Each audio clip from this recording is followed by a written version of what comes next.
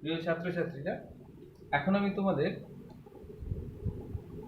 Pleiotropy, খুব important একটা topic. Pleiotropy পরীক্ষার জন্য অত্যন্ত গুরুত্বপূর্ণ। প্লিওট্রপি নিয়ে আলোচনা করব।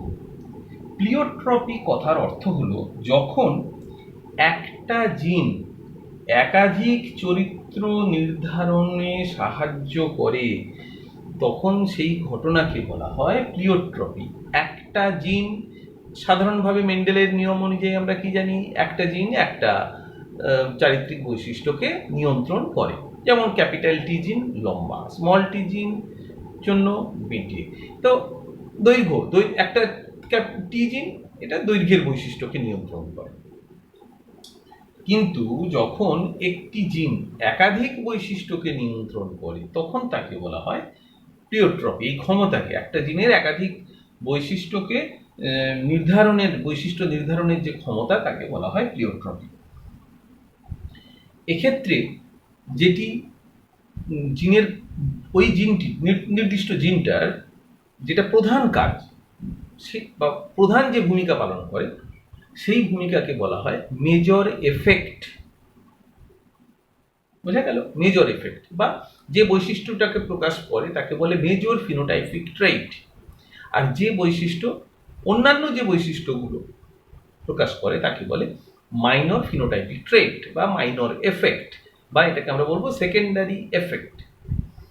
তাহলে দেখো, প্লিওট্রপি হচ্ছে এ জিন প্রডিউসেস, একটা জিন উৎপন্ন করে এ মেজর ফিনোটাইপিক ট্রেট, একটা মুখ্য ফিনোটাইপগত বৈশিষ্ট্য নিয়ন্ত্রণ করে, উৎপন্ন করে। এটা তো স্বাভাবিক। বাট ইন অ্যাডিশন, মানে অতিরিক্তভাবে, দ্য জিন অলসো ইনফ্লুয়েন্সেস, আরও সে প্রভাবিত করে সাম আদার মাইনর ফিনোটাইপিক ট্রেটস, অন্য আরও কিছু কম গুরুত্বপূর্ণ মাইনর ফিনোটাইপগত বৈশিষ্ট্যকেও সে নিয়ন্ত্রণ করে। এই ঘটনাই হলো প্লিওট্রপি। এক্সাম্পলগুলো আমরা ভালো করে বুঝে নেব। অন্তত একটা এক্সাম্পল খুব ভালো করে মুখস্থ করব, সবগুলো করতে পারলে ভালো। আমি 3টে এক্সাম্পল দেব। প্রথমে ফিনাইল কিটোনিউরিয়া। ফিনাইল কিটোনিউরিয়া এটি হলো শিশুদের ক্ষেত্রে দেখা যায়। শিশুরাই এই রোগে আক্রান্ত হয় এবং তারপর সেটা বড় বয়স পর্যন্ত এটা কন্টিনিউ করে। ফিনাইল কিটোনিউরিয়া হলো, আমাদের তোমরা জানো, একটা গুরুত্বপূর্ণ অ্যামাইনো অ্যাসিড হলো ফিনাইল অ্যালানিন, অপরিহার্য অ্যামাইনো অ্যাসিড ফিনাইল অ্যালানিন। এই ফিনাইল অ্যালানিনের বিপাক ক্রিয়া ব্যাহত হয় এই রোগে, ফিনাইল কিটোনিউরিয়া রোগে। কেন ব্যাহত হয় এই বিপাক ক্রিয়া? না, তার কারণ phenylalanine hydroxylase is not produced. একটা গুরুত্বপূর্ণ এনজাইম এই বিপাকের জন্য। ফিনাইল অ্যালানিন হাইড্রক্সিলেজ উৎপন্ন হয় না। কেন এই ঘটনা ঘটে? একটা প্রচ্ছন্ন জিনের, মানে ফিনাইল অ্যালানিন বিপাকের জন্য দায়ী জিন, মানে এই এনজাইমটা তৈরি করে যে জিন, সেই জিনটার একটা মিউটেশন যদি হয়, প্রচ্ছন্ন ধর্মী মিউটেশন অবশ্যই, তাহলে সেই মিউটেশনের দরুন এটা এই ঘটনা ঘটে। এবং সেই মিউটেটেড জিনটা যদি হোমোজাইগাস অবস্থায় থাকে, তাহলে ফিনাইল কিটোনিউরিয়া হয়ে যায়। এখন এই রোগের ক্ষেত্রে কি লক্ষণ দেখা যায়? একদম শিশু থেকেই এটা দেখা যাবে। সেটা হচ্ছে যে এদের মস্তিষ্ক ক্ষতিগ্রস্ত হবে এবং তার ফলে এরা জড়বুদ্ধি হয়ে যাবে। অর্থাৎ ফিনাইল কিটোনিউরিয়ায় আক্রান্ত হলে শিশু জড়বুদ্ধি হয়, মস্তিষ্ক ক্ষতিগ্রস্ত হয়। এটা হলো মেজর এফেক্ট। মাইনর এফেক্ট কি হবে? তাদের চোখের মনির রং বা লেন্সের রং হয়ে যাবে ব্লু আই লেন্স, পেল স্কিন, অর্থাৎ ত্বকের রং হবে বিবর্ণ, একজিমা, ত্বকের রোগ, একজিমা হয়, ডায়াবেটিসে আক্রান্ত হয়, এছাড়া বেটে হয়ে যায়, লম্বায় বাড়ে না, এরা মোটা হয়। তারপরে এদের যে কৃন্তক দাঁত অনেক বেশি চওড়া হয়, কৃন্তক দাঁতগুলো অনেক বেশি চওড়া হয়, মানে সামনে কৃন্তক দাঁত, এদের টিউমার হয়, অত্যধিক ঘর্মক্ষরণ হয়। তো এগুলো সবই মাইনর এফেক্ট ফিনাইল কিটোনিউরিয়া। এটা একটা প্লিওট্রপির এক্সাম্পল। এরপরে একটা বলবো breathing problem of Maori community. এই মাওরি কমিউনিটি হচ্ছে নিউজিল্যান্ডের একটি আদি জনগোষ্ঠী। নিউজিল্যান্ডে বসবাসকারী এক আদি জনগোষ্ঠী, এরা অল্প সংখ্যায় বসবাস করে, মানুষের সংখ্যা খুবই কম এই গোষ্ঠী। এদের মধ্যে একটা প্রবলেম, শ্বাসকষ্ট দেখা যায়, ব্রিদিং প্রবলেম, শ্বাসকষ্ট। কেন হয়?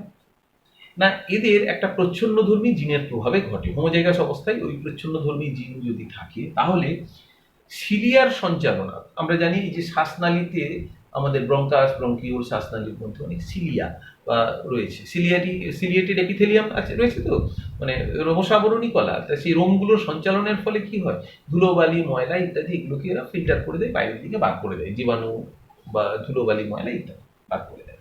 কিন্তু এদের এই ফিল্ট্রেশনটা মানে এই যে সিলিয়ার সঞ্চালন ব্যাহত হয় যদি এই মিউটেশন ঘটে। সিলিয়ার সঞ্চালনের জন্য দায়ী যে জিন, সেই জিনটার মিউটেশনের ফলে এই সঞ্চালন ঘটে না এবং সেটা প্রচ্ছন্নধর্মী জিন, তার প্রভাবে ciliary movement, problem in ciliary movement in trachea, শ্বাসনালীতে সিলিয়ার মুভমেন্টে সমস্যা হয় এবং তার ফলে শ্বাসকষ্ট হয়, কারণ ধুলোবালি ময়লা চলে যায় শ্বাসতন্ত্রে, ফুসফুসে, মেজর এফেক্ট।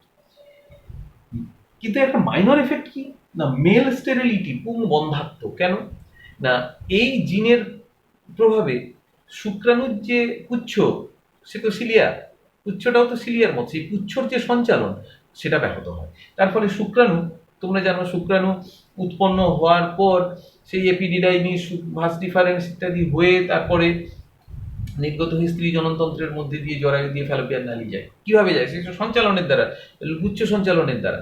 কিন্তু এই সিলিয়ার সঞ্চালন ব্যাহত হওয়ার জন্য এই যে শুক্রাণুগুলো উৎপন্ন হয় তার সঞ্চালন ক্ষমতা থাকে না, ফলে তারা মেল স্টেরেল, বন্ধা, পুরুষরা বন্ধা হয়ে যায় একই সাথে।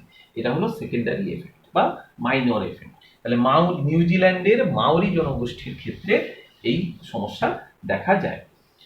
3 নম্বর এক্সাম্পল দেব, সিকল সেল অ্যানিমিয়া, কাস্তে আকৃতির অ্যানিমিয়া। সিকল মানে কাস্তে, লোহিত কণিকার আকৃতি এক্ষেত্রে কাস্তের মতো হয়ে যায়। লোহিত কণিকা তো গোলাকার বা ডিম্বাকার আকৃতি, কিন্তু এক্ষেত্রে কাস্তে আকৃতি হয়ে যায়।